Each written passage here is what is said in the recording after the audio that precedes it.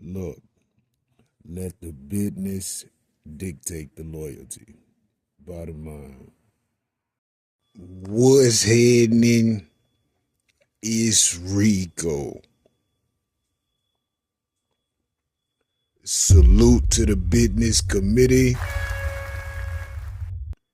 Hit that like button, hit that subscribe button.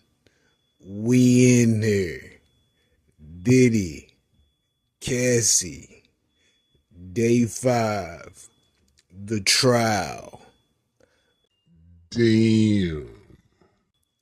Cassie provides more testimony. But here's where we are.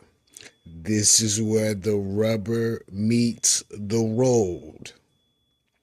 They ask her about a tape that has been released with her on it engaging in sexual acts. Guess who they bring up? Jonathan Oddi, the male escort, the white gentleman that was in the interrogation room, speaking about Diddy, speaking about the Illuminati, speaking about Ross and Khaled being homosexual allegedly. That gentleman. Cassie finds out that that gentleman has the tape. And he said in the interrogation room he could get you a copy of the tape. So this confirms, allegedly, but it confirms a lot of what was said from the gentleman Jonathan Oddi. So this is going to open up more doors during trial and after trial. Puff is going to be looked into like never before. This is going to be potentially bad. Now, in regards to the prosecution, this is a feather in their cap. Because I'm sure Oddi can corroborate what went on in those freak offs, and he said that he recorded it because he didn't want to risk a tape coming out and it looks like he was doing anything with this young lady and she was under the influence and didn't know what she was doing. Hence,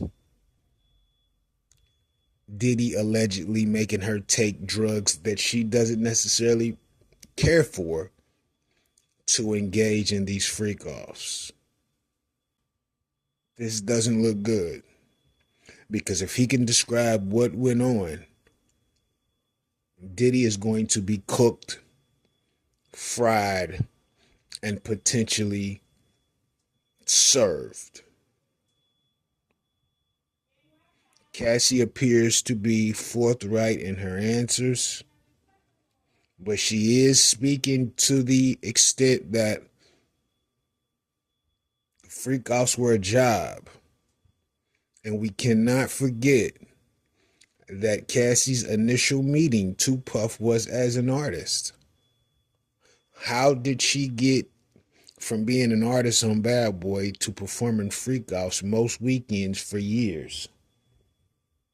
Unless Diddy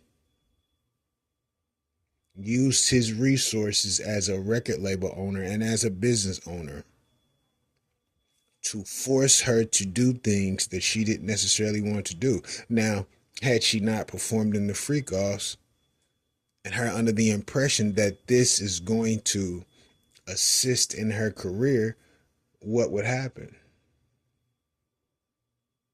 Just a question.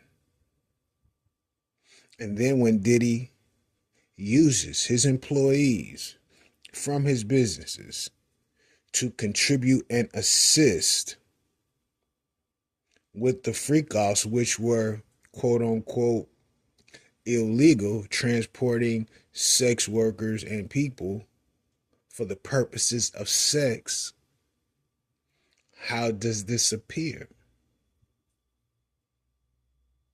And Cassie made it clear she was with some of the freak offs, but only when she wanted to do it.